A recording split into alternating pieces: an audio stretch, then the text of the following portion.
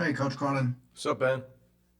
Hey, you've been to Sweet 16s before. How is this different with staying here between rounds? Can you talk about what the team has done and whether you like it and how you think it'll impact the game on Sunday, if at all? Well, being a West Coast team, we would not have gone back anyway. Uh, but the NCAA has been awesome, Ben. Dan Gavitt's set up the way they're running this tournament is it's mind-boggling.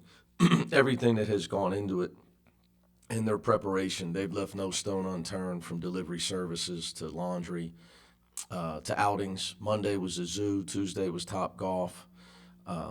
Facilitating practices. Tomorrow we're at Hinkle.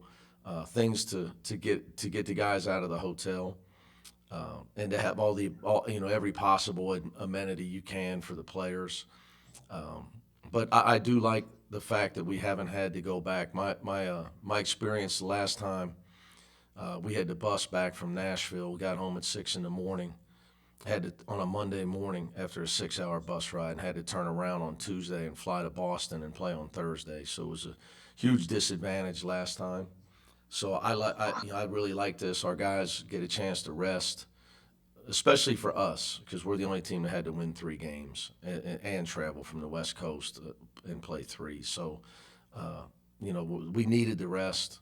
We had a lot of guys play a lot of minutes. I know Jaime's going to come in here and talk with you guys.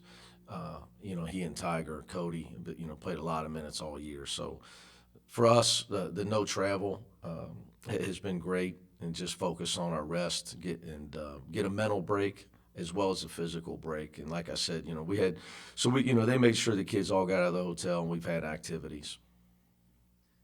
One follow-up, if I could. Don't know if I've seen that jacket before. Is that a What do new you one? think? I actually forgot to bring it, so Doug Erickson had this made for me. Obviously, this is our throwback Coach Wooden style from way back. So you've seen pictures of Coach with this on. So they had this made for me over the summer, I believe. Uh, do you kind of an odd question, but do you think that we're going to see the suit and tie go away from college basketball as a result of this season? No, no, I don't. I don't think so. Not for me, it would not. Just looking forward to getting the mask off. Our next question is from Sam Conan. Hey, Coach. I want to ask you about Alabama's guard rotation. They're obviously really deep at that position, but especially Javon Quinterly. They bring him off the bench. Is that going to be something that changes up how you use your rotation with Singleton and Tiger and guys like that when they have a really good scoring guard coming off the bench for them? Well, he's also an elite assist man as well. He's a problem. Uh, the way he's improved his shooting. Speaking of Javon, um, the way he's improved his shooting, and the way he can make hard layups at the rim and beat you off the dribble. Very rarely do you go to the bench and get better as a team. The old days of Joe Dumars, I'm sorry, Vinnie Johnson, 6 man on the Bad Boys, but uh, they have a huge luxury of bringing maybe their best guard, or obviously a great player off the bench. Very, very rare. So they also bring Reese off. So I mean, they're almost, in my mind, they're a team with 7 starters. But as far as how we would deal with that, the biggest challenge for us is going to be matching up and being able to defend them, and getting some of our guys that start for us some rest. But we're not going to change our lineup. And then how do you think do you think it makes any impact that you guys being UCLA having such a long storied history versus Alabama, who has had good years here and there, but is known more of a football school? This is kind of their ascension as a program. Do you think that will impact how they play, how you guys play at all? Sam, man, I know you. So I don't know. Some people might. This is national. You're showing your age on them, man. You're young. You're talking to a guy who grew up watching Wim Sanderson in the checkered sport coats. It's been a while. Yeah, yeah. But they had great teams, but I mean, they had great teams. So, You know, they had some big time games. You know, back Joe B. Hall against Wimp Sanderson. I grew up watching those games. So, you know, I think that you know, obviously, I mean, look, nobody has 11 banners. So you know, as far as tradition in that, I mean, but it has nothing to do with this game. I mean, nothing at all. I'm sure their coaching staff and their team, just like ours, we have our goals and we're focused on what we're trying to accomplish, just like they are. So yeah, I mean, really has no bearing. Our next question is from Adam Grossbard. Mick, Alabama shot more three-pointers than anyone in the country this year. What challenges does that present to defense? Well, it spreads your defense out. You can't, you know, whenever you have to guard a bigger portion of the floor, just think about football. You know, the great offenses, they make you defend the whole field. A great quarterback can make you defend the whole field. So, you know, the fact that they can all shoot it, Coach Oates does a great job. You know, they make you defend the whole field. So it just spreads your defense out, and it really challenges you in many ways. But I would say this, I think the biggest thing for them is, like you said, how many they've shot. And the reason for that is because they offensive rebound. Very rarely do you see a three-point shooting team also be a great offensive rebounding team. And they're a very good offensive rebounding team. And where they really kill you is when they do miss and they get it, turn, throw it back out and make it. So you got to defend them. It's hard enough. They get the rebound, they turn, throw it out and make the next one. That's how they can get on the runs. They've had some games where they've had some massive runs on people. It's because they've had multiple chances to hit the three on you. So that's their shooting's great, but we're going to have to also limit their opportunities with the defensive backboard. And I know you like when you evaluate your own defense, you like to look at deflections and steals and blocks and things, just being disruptive. Alabama seems to play a pretty similar style. Just Yeah. what do you see from them on that side of the court? Well, they have athletes and they can get after you.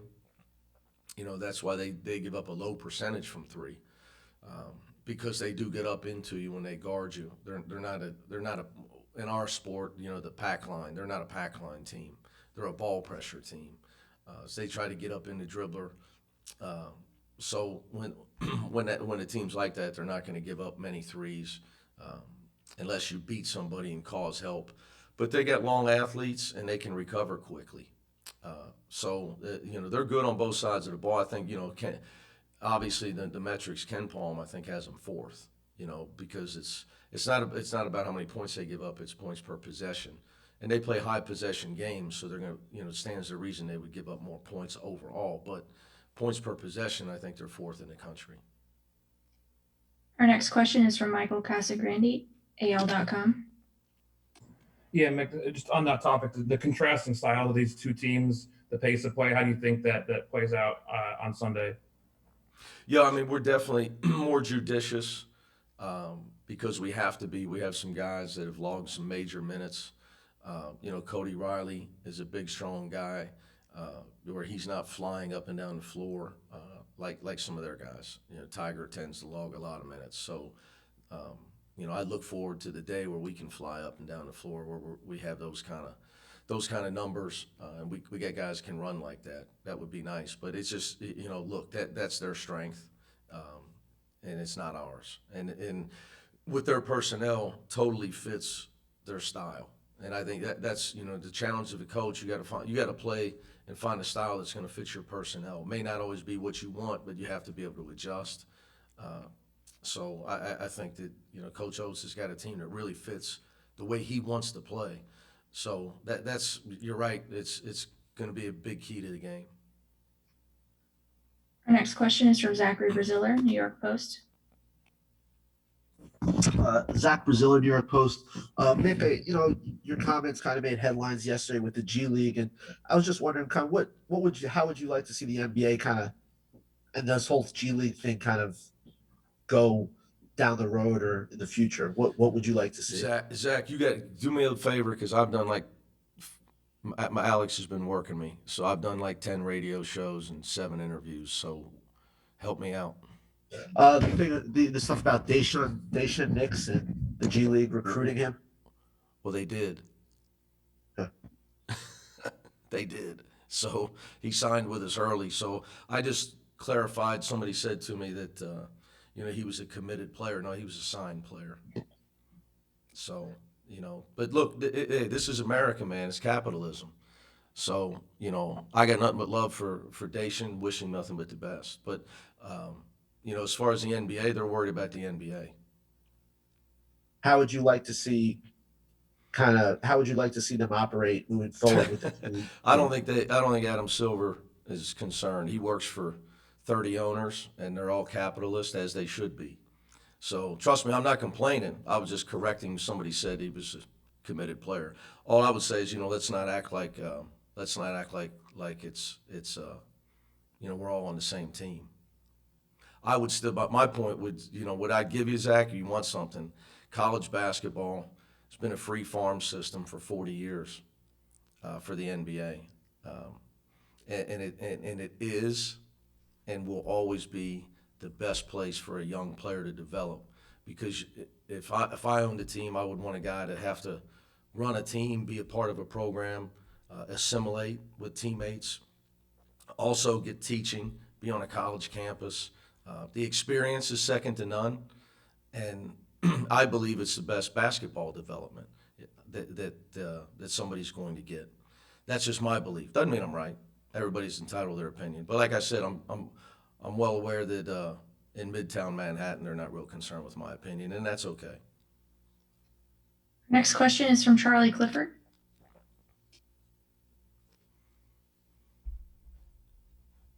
Charlie, go ahead with your question. All right, we'll take the next question. Go ahead. Sorry about that. Coach, curious, you're seeing only a few folks, I assume, every single day in the bubble. The folks that are volunteering with the COVID testing, do you keep it light with them, knowing that, hey, this is something that we know needs to get done, but ultimately it's not the most exciting thing in the world? What are those relationships like? No, they've been awesome, but they're quick, right? They're the busiest people in the building. I think they've loosened up the longer we've been here. They started playing music recently, which they should have been doing all. They should, they're the ones stuck in that room testing everybody throughout the day. So they recently loosened up. Of course, I was quizzing they were playing the Curtis Blow's old basketball song, and I asked the girl who sang it. She looked at me and she said "Bow Wow." I said, "Oh man." No, that's the remake. It's a Curtis Blow song. So anyway, yeah, absolutely, we've had fun with them. They've been great. Like I said earlier, the NCAA's been great. The protocol's been great. Everybody at the Marriott, the security people have been great. This is a huge undertaking. And again, there's no trial run, so this is the first time they're all doing it. So yeah, but they always wish you luck. They're happy to be there. So I'm sure they get to meet certain teams and the kids, and then they get a chance to turn on the game. They were just standing there watching a guy swab his nose, putting his name on his vial. So it's an interesting experience. But yeah, everybody they're awesome, great group of people. Appreciate it. Our final question from Coach is from Jerry Tipton. Jerry Tipton, Lexington Herald Leader. In watching the NCAA tournament games, I get the impression there are a lot of block charge calls. I wonder if you've noticed that at all, and if so, what you would attribute that to. Jerry, I would say it's no different than the regular season. I don't know, so I don't want to dismiss your question, so I'm not sure. There are every game. It's the toughest call to officiate in basketball.